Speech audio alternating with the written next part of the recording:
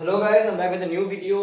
और इस वीडियो का टॉपिक तो आप लोग को थंबनेल से ही पता चल रहा है कि ट्रांसेंडेंटल और इरेशनल। बेसिकली ये वीडियो एक टॉपिक के ऊपर होने वाली है कि pi can be called pi simply irrational और pi should be called to be transcendental.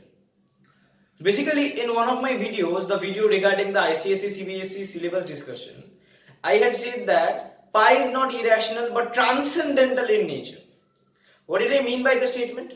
By the statement, I actually meant that it is wrong to state that pi is simply irrational.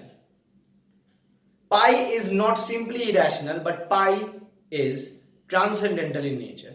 The word transcendental basically adds two properties to a number. One, that it is irrational. Two, that it is non-algebraic. What do I mean by a number being non-algebraic? So let's see first. Say this is a polynomial. I'm sorry, this is an equation. Say this is an equation. This part is a polynomial.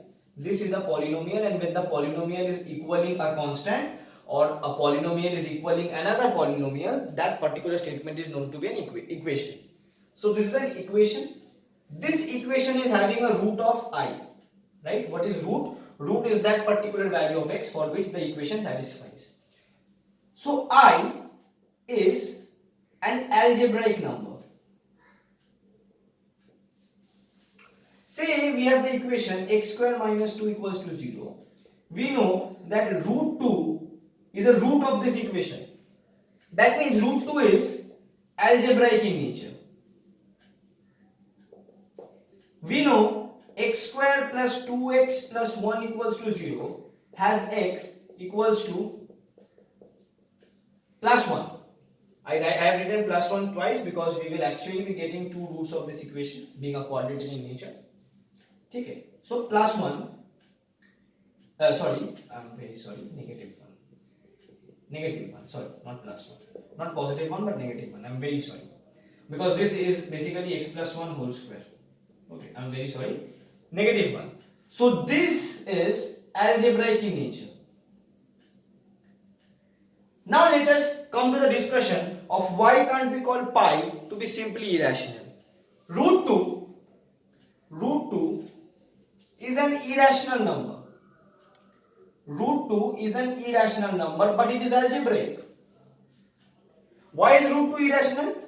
A rational number is that number which can be expressed in the form of p upon q, provided that GCD of p and q is 1, that is p and q are co-prime.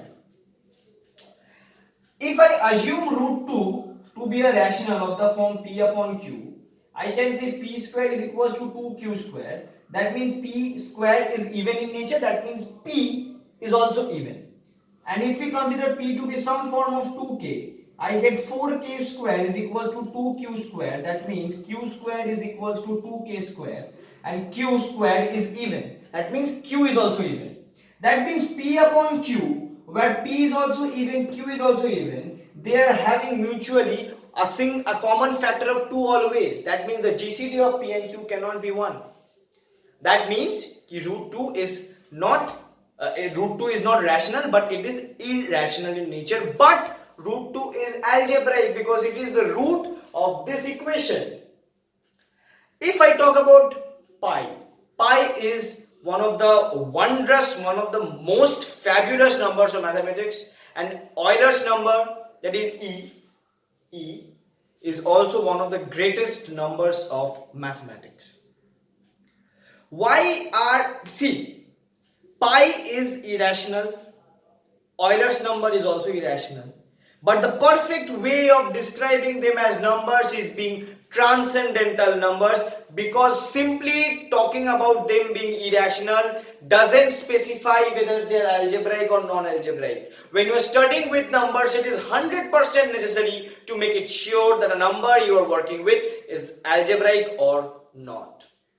Pi is not algebraic in nature, and that's why we add the term of transcendental. Transcendental are those numbers which are not algebraic in nature. What do I mean by not algebraic in nature? That you cannot get some x equals to pi or e for as the root of any polynomial. You cannot get x equaling pi, exactly equaling pi or exactly equaling e as the root of any polynomial equation. We often refer pi to be 22 upon 7, but that is just for making maths solving easy, nothing else. What is pi? Pi is basically the ratio between the circumference of a circle and its diameter. What is Euler's number? Euler's number is actually a series, an infinite series given as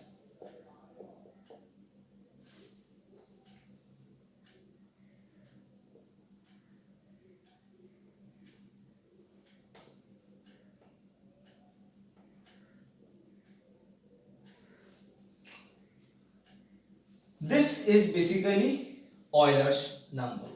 E is given as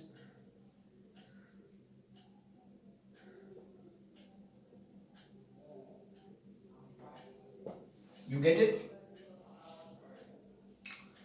So this is basically E. And you can never, this was proved by, as far as I remember, there's a professor, I won't take a wrong name, but I actually don't remember the professor's name, who proved that even this equation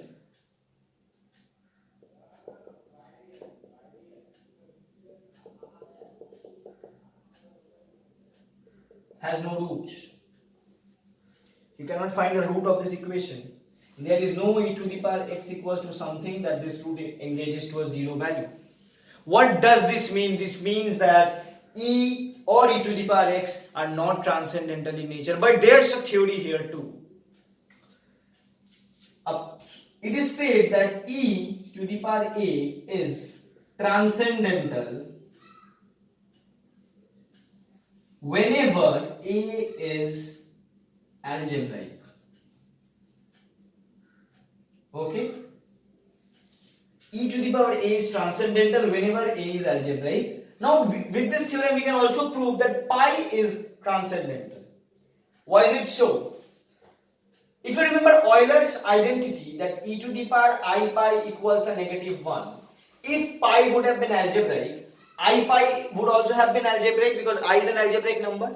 That means e to the power I pi must have been some transcendental number because e to the power a is transcendental when a is algebraic. But basically it is not transcendental, but the value, evaluated value is algebraic in nature. -1 is an algebraic number. Hence pi cannot be algebraic in nature. Now why am I strict about pi being called transcendental and not irrational? Because irrational only tells us that pi cannot be denoted in the form of p upon q, which is the main property of an irrational number. Why it should be called transcendental? Because transcendental gives us two informations about a number. One, it being algebraic or not. Second, it being irrational or not. A number which is transcendental is 100% irrational. But defining a transcendental number simply as irrational is wrong, because it gives us partial information about that number. Pi is transcendental in nature. It is irrational, but it is wrong to define pi as simply irrational. We should always define pi to be transcendental numbers. Euler's number is also a transcendental number. This was all about this topic. Basically, I wanted to say something about transcendental irrationals because people are always confused about these two numbers. So transcendental numbers are those numbers which are not algebraic in nature. We cannot find those numbers as roots of any polynomial equation. And if those numbers are also irrational in nature, we can call them a transcendental number. That was all about this video. Thank you guys. Thank you all. Keep supporting my channel, and that's all guys.